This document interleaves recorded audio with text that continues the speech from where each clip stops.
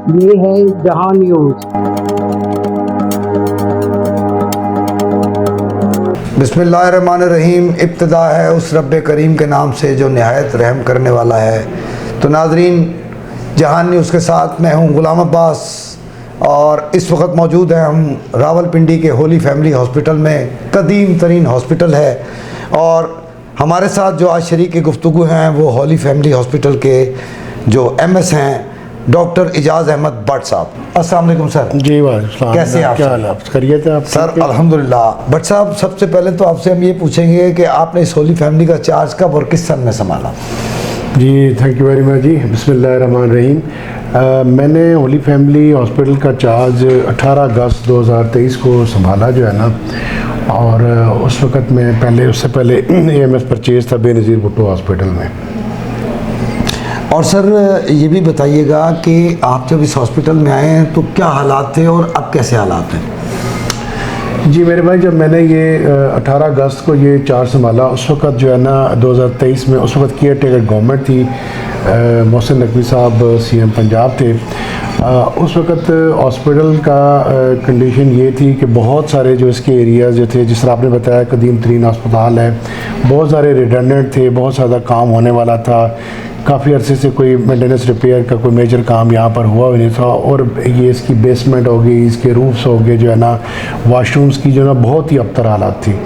उस वक्त के जो CM थे उन्होंने जो है रिवैम्पिंग का ये इनिशिएटिव लिया, और इस अस्पताल की रिवैम्पिंग जब मैं 18 अगस्त 2023 में आया तो 22 अक्टूबर 2023 को जो है ना ये हॉस्पिटल हमने पूरा अस्पताल, ये एक हिस्ट्री है जो है ना, हिस्ट्री में ये एक चीज़ है कि कोई चलता हुआ अस्पताल जो है ना, और सबसे पुराना और इस रीजन का सबसे बड़ा अस्पताल वो बंद हो जाना, और अल्हम्दुलिल्लाह ये अस्पताल हमने बंद करवा के अपना अमला तमाम तीनों अस्पतालों में शिफ्ट किया, और यहाँ पर क्रिटिकल एरियाज़ में पेशेंट थे वो भी अल्हम्दुलिल्लाह हमने बगैर किसी अनटूवर्ड इवेंट या इंसिडेंट के वो शिफ्ट करवाए, और ये हॉस्पिटल हमने CNW को 22 अक्टूबर 2023 को हैंड ओवर कर दिया रिवैम्पिंग के लिए। जो जी अप्रॉक्सीमेटली ये 1 साल तक इसकी कंस्ट्रक्शन रही।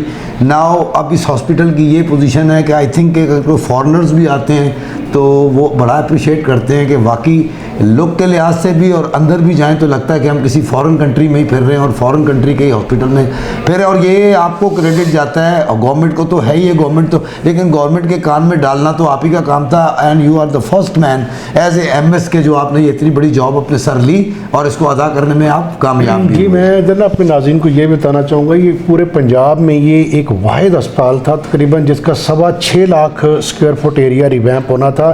पंजाब के मुख्तलिफ अस्पतालों में तकरीबन 40-42 अस्पतालों में केयर टेकर गवर्नमेंट ने रिवैम्पिंग स्टार्ट की जो है ना, लेकिन मैं ख़ास तौर पे हमारी जो चीफ मिनिस्टर है मरीम नवाज़ साहिबा का शुक्रगुजार हूँ कि उन्होंने जब से ये अपना इक़्तिदार संभाला उन्होंने आके इसको पाया तकमील तक पहुँचाया जो है ना, क्योंकि ये उन्हीं का विजन और इनिशिएटिव था स्टार्ट के केयर टेकर गवर्नमेंट ने करवाया। लेकिन मैं समझता हूँ कि इसकी तकमील जो है ना, जो हमारी मौजूदा वज़ीर आला हैं मरीम नवाज़ साहिबा, उनके सिरे ये सर जाता है। जी I will go with your words जी। एब्सोल्युटली यही बात है कि वज़ीर आला मर्दों से भी आगे है, और माशाल्लाह हर जूम में हर जगह पे जाके मर्दाना वार चल रही है, और अपनी टीमें उसने जो तश्कील दी हुई हैं, they are doing their best, और देख नहीं रहे कि दिन है या रात है। ये हॉस्पिटल्स में जो अब तब्दीलियां आई हैं इससे पहले कभी देखने में नहीं आई। मरीज़ों के लिहाज से मैंने जिस भी हॉस्पिटल का जाके देखा है माहौल, हमारी जो साथ स्टाफ गया है, मेरा कैमरा मैन गया है, उसने हर चीज़ लोगों को, नाजरीन को हमारे दिखाई है कि किस कदर गंदगी, आलूदगी, और क्या मरीज़ों को एक बेड पे 10-10 मरीज़ लेटे हुए होते थे। और thanks to CM Punjab Maryam Nawaz, appreciable no doubt जी, कि अब एक बेड पे एक ही पेशेंट होता है, और डॉक्टर्स जो हैं सुबह भी वही शाम को भी वही, यानी कि डॉक्टर्स तो चेंज होते हैं लेकिन अवेलेबिलिटी बन गई है, मस्ट हो गई है। इसी तरह मेडिसिन के लिहाज से बताइए कि इससे जो पास गवर्नमेंट्स गुजरी हैं, स्पेशली इमरान खान साहब की गवर्नमेंट जो गुजरी है उसमें और इसमें आप क्या किस नज़र से देखेंगे कि उस वक्त क्या था और अब कितनी? मैं ये समझता हूँ कि जो हमारी जो CM साहब हैं, जो उनका पहले दिन से ये विजन रहा है कि हमने अपने हॉस्पिटल्स में जो है ना पेशेंट फैसिलिटेशंस को जो है ना 100% तक करना है। तो उन्हीं को विजन को आगे ले जाते हुए हमने इस बात को इंश्योर किया है कि जो इमरजेंसी में हमारे पास देखें, यहाँ पर हमारे पास KPK से भाई आते हैं, हमारे GB से भाई आते हैं, AJK से ना वो यहाँ पर लोग आते हैं, और चारों डिस्ट्रिक्ट से भी डिवीजन के। तो वो हम तमाम जो है ना बिला तफरीक के, चाहे वो पंजाब से है या कि सारे वो हमारे भाई हैं जो है ना, उनको इमरजेंसी में हम 100% मेडिसिन अवेलेबल करवाते हैं। और हमारा यहाँ पर सेहत सहूलत कार्ड भी मौजूद है, जिसके ज़रिए फ्री ऑपरेशन जो है ना, फ्री डिलीवरियाँ उन लोगों की जो सेहत सहूलत पर रजिस्टर्ड है। अच्छा डॉक्टर साहब, एक बात मैं आपसे पूछना चाहूँगा कि मेडिसिन के लिहाज से जैसे पास्ट में ही होता रहा कि जो छोटी मोटी गोलियाँ हैं, पॉन्स्टॉन वगैरह, वो तो यहाँ से मिल जाती थी। अब क्या पोजीशन है गवर्नमेंट के, इसमें कितनी इम्प्रूवमेंट है, ख़ास तौर पे वज़ीर आला पंजाब की कितनी किस्में सरतोड़ कोशिश है आपको लेके एज ए एमएस, अब क्या पोजीशन है कि मेडिसिन के लिहाज से किस तरह डील हो? मैं आपको ये बताऊँ कि ये हमारी इस जो गवर्नमेंट CM साहबा के आने के बाद अब ये बड़ी ज़बरदस्त बात ये है कि उन्होंने अस्पताल को बजट भी जो है ना वो मतलब वाफर दिया हुआ। उसके अलावा जो हमारी गवर्नमेंट है, जो हमारा डिपार्टमेंट है, वो हमें टॉप अप मेडिसिन देता है, फ्री मेडिसिन देते हैं OPD के लिए जो है ना, वो मुफ्त, उसमें बेहतरीन किस्म की दवाइयाँ हैं और मल्टी नेशनल कंपनी की दवाइयाँ मौजूद हैं, लोग जो कि हमारे पास अवेलेबल हैं। अब हमारी फार्मेसीज़ में OPD में जाके देखें, जो लोगों को फ्री ऑफ कॉस्ट हम दे रहे हैं जो है ना।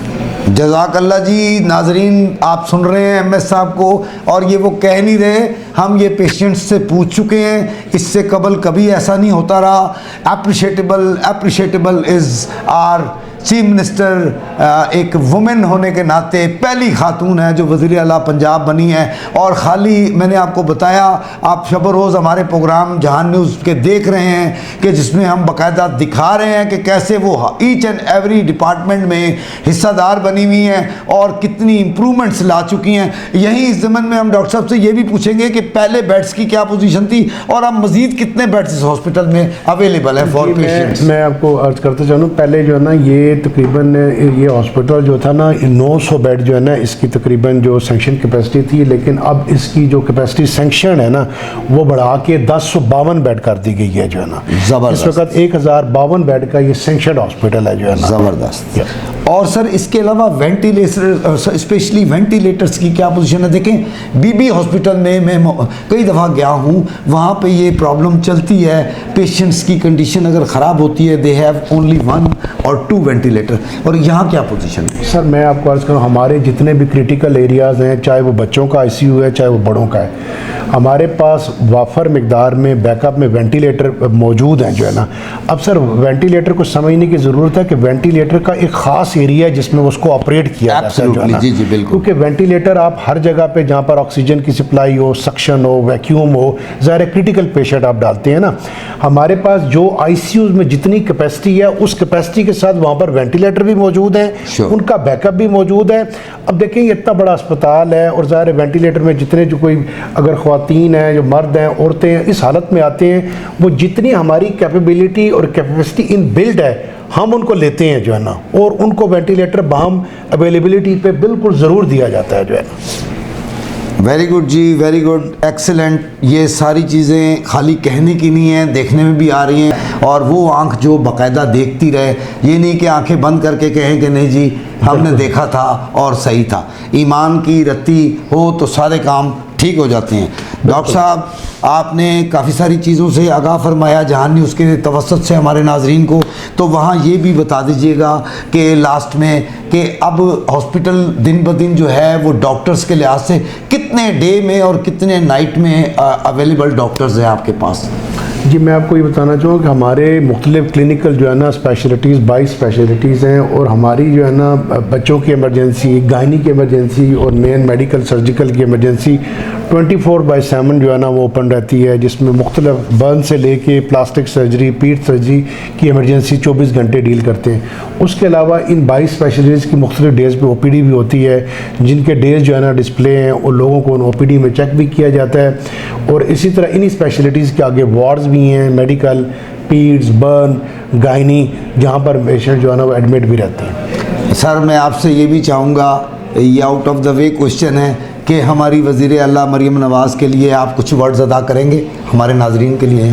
जी अपना मैं हमारी जो काबिल एहतराम वज़ीर आला हैं मैडम मरीम नवाज़ शरीफ साहबा का इंतहाई मशकूर हूँ कि जिस दिलजमी से जो है ना वो तमाम शोबाए ज़िंदगी में और ख़ास कर जो उनका फोकस जो है ना वो हेल्थ की तरफ है। और हेल्थ को मैं आपको ये बताऊँ कि एक मैं प्राइमरी सेकेंडरी में भी रहा हूँ, एक बेसिक हेल्थ यूनिट से भी मैडम जो है ना बेसिक हेल्थ यूनिट जो कि गाँव में है, दूर अफदाद इलाकों में है, उनकी रिवैम्पिंग और उनकी बेहतरी से लेके एक टर्शरी केयर बड़े अस्पताल तक बिल्कुल मैडम फोकस होकर काम कर रही हैं। और मेरी दुआ है कि अल्लाह ताला को उनको उनकी जो नीयत है, जो खुलूस नीयत से वो काम कर रही हैं, अल्लाह ताला उनको अजर दे। नाजरीन, हम शुक्रिया अदा करते हैं डॉक्टर साहब का, MS डॉक्टर एजाज़ अहमद भट्ट साहब का, जो कि हॉली फैमिली के एक ज़िम्मेदार, एक MS ही नहीं, हम वक्त बिल्कुल हॉस्पिटल में मौजूद भी रहते हैं और अपने डॉक्टर्स के साथ साथ विज़िट भी करते रहे। आज भी जब हम आए तो वो उस वक्त भी विज़िट ही कर रहे थे पूरे हॉस्पिटल का और देख रहे थे पेशेंट्स को, खुद जा के भाई किसी चीज़ की किसी से कोई कमी तो नहीं है। तो ये बहुत अच्छा साइन है जी। इसी के साथ इनका शुक्रिया अदा करेंगे। डॉक्टर साहब बहुत शुक्रिया जहां न्यूज़ से बात करने का।